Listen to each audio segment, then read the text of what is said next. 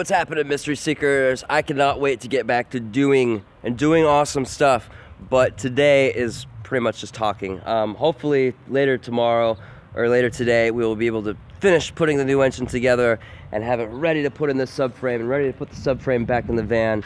But this video is pretty much just me updating and telling you what's going on, so if you have no interest in that, please go find something that that tickles your fancy a little more. I want you to meet somebody first though. This is Buddy. Look at this dog. Look at this big fat dog. Look at his jowls, man. He's the biggest dog, and he's so gentle. He's so gentle. Look at this. Look at this doggy. Oh. He shakes his head and slobber. Ooh, watch. Ugh. Oh, that makes me want to puke, man. It's so gross. Slobber. I can't even pet him anymore because he's got slobber everywhere.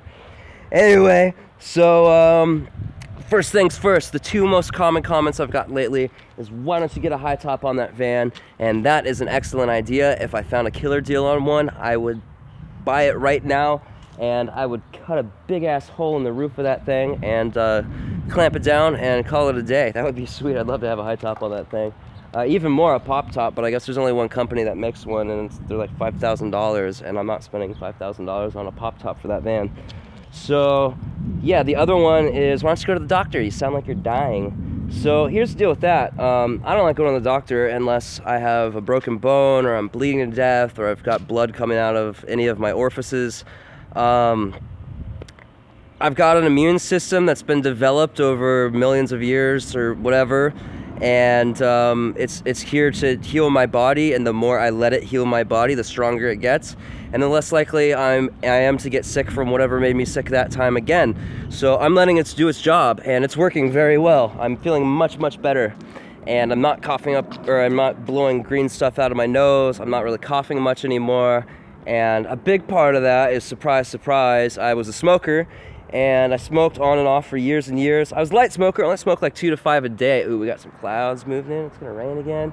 And so I quit, finally. I've been wanting to quit for so long, I just haven't, I liked it. I like smoking. It was a nice treat to have every once in a while. You know, you pull over and at a rest stop, and it's like, you know, but I got a new e-cig, so I'm replacing it with that until I get bored with that, and then I'll just stop.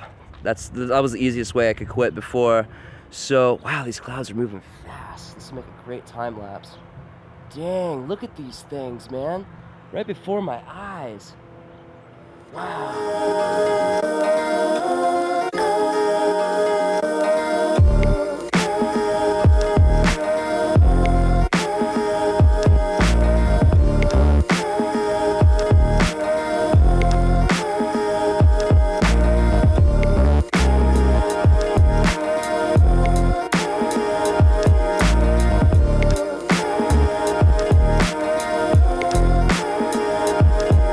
Yeah, definitely feeling much better, and been eating healthy and taking some essential oils and using essential oils and lots of ginger and really good tea. Ooh, it just got really cold. This weather is cool. So yeah, I'm feeling much better. Okay, so the next part, the van. Basically, I decided to stick with the automatic transmission. We pulled the pan off and drained the oil and looked at the magnet in the bottom of the pan and flipped it over and looked inside, and it looks brand new. There's like nothing on the magnet, and the fluid looked great. It smelled great. There's no sign of burning or overheating or anything. And so I'm sticking with the auto. It's just gonna be a tremendous amount of work to put that 5-speed in, and Tay works all day and he gets here at night, and it's like, man, this is going, he's like, it seems like it would take 2 weeks, but when you do custom things like this, things always come up. So it's probably gonna take 3 weeks to a month to have it done. I've already been here for 2 weeks, and I just wanna get out and get on the road and go see some cool stuff and do some cool stuff.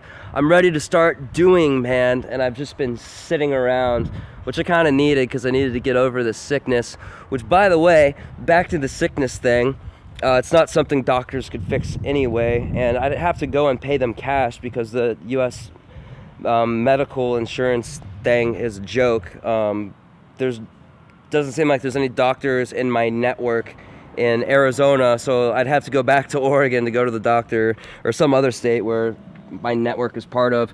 This thing is where the cold air comes for the AC. Hi, buddy. You're just the star of the show, aren't you? So this is where the cold air comes from my AC, and the blower that blows into my vents is like right here. and this thing was full of crap. See all this crap? It was like stacked up leaves and stuff, and there was mold on there. And this thing creates condensation because it's so cold and it's in a really hot environment in the engine bay. And so every time I would use it, or even when it rained or any other time, that thing would get wet and just release mold spores straight into my vents, straight into my face, straight into my lungs. And over time, that was making me sick. So that was keeping me sick. That's why I started getting sick as soon as I got back on the road after I left Portland, Oregon. It all makes sense now. So yeah, I'm getting rid of the AC system. It was leaking really bad. I refilled it a couple times and it just kept leaking. And it's gonna cost like probably at least $1,000 to fix that thing. And you know what, dude? I'm a snowbird. I'm a van dweller. I should just go where the weather is great. There's no reason to need AC. And besides, when you use that thing and then you get done with it and turn it off and you're outside, it's like, oh my God, it's so hot. Might as well let your body adapt to it, you know what I mean? Ready to go and show me a new engine? You ready? Look at that face. Look at that face. Come on, big guy. Come on, come on. All right, so let me show you guys the new engine real quick. This is it. It's got 200 miles on the bottom end. Basically, I don't know what happened. He said there was a head leak, so they took the heads off and had it pressure tested and leak tested and everything, put new seals in, had everything planed and checked over at the machine shop. So the heads are good to go. Bottom end only has 200 miles on it, or 2,000, I forget which, one of the two. Either way, it doesn't matter, super, super low. Looks like, I don't know, I'm not an expert, probably 2,000. There's just a little bit of buildup on the cylinders, but you can still see the new cylinder underneath, or piston, I mean. So yeah, you can still see the hatch marks and everything. Cylinder walls look great. Taze looked it over. He said it looks amazing. And we're just going to put the heads on tonight, and it'll be good to go. So I am so ready, dude. I know I keep saying this, but every day I want to be a new adventure. I'm making enough on YouTube. I don't know. This month is really good for advertising, so I might make half of what I made this month next month. But I think I'm making enough money now where I can go out and actually do stuff, an adventure, and I don't have to stay stuck for 2 weeks at a time like it was when I started. It was really hard. I had to put in like so much effort in this YouTube thing, but it's at the point now where I can adventure more and go out and do cool stuff, stay in a cool location, and just kind of hop from place to place to place to place and just make the most badass videos I possibly can and live the greatest adventure I possibly can and inspire and entertain as many people as I possibly can. And it's going to be epic, dude. So every day is a new adventure. The van's going to be set up. I'm not going to have to worry about it. Hopefully we get this thing ready tonight to put back in the subframe tomorrow if the weather's good, and then do all the steering components, get that thing in the van. It's going to take a day or two for me to plug in all the stuff and make sure everything works. And then with these types of things, something's going to go wrong and we're going to have to troubleshoot and fix something, but we will take care of that. Luckily, I've got an incredible mechanic helping me out, so there is no problem we cannot solve. Yeah.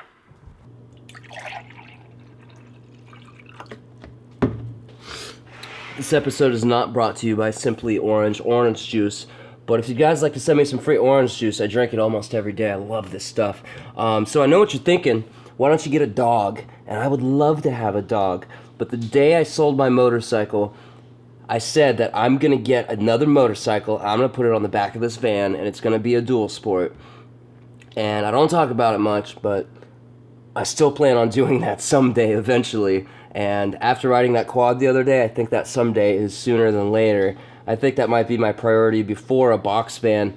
Plus, once I get the box van, I'll know the exact dimensions to make a garage in it, and I'll have something where I can park the box van and take out the bike.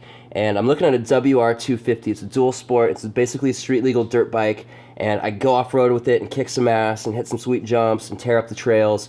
And I can take it on the road and get, like, I don't know, 100 miles per gallon or whatever they get. Ridiculously good on gas and ridiculously fun. And I can start doing moto vlogs again, and I can split it up between the van and the motorcycle thing, and I can go on some crazy freaking adventures with it, man, and it's gonna be epic. I cannot wait to get another motorcycle. So, yeah, basically, if I got a dog and a motorcycle, I'd have to leave the dog in the van all the time, and it would limit me. So, dog equals love but limit. Motorcycle equals loving freedom. Yeah.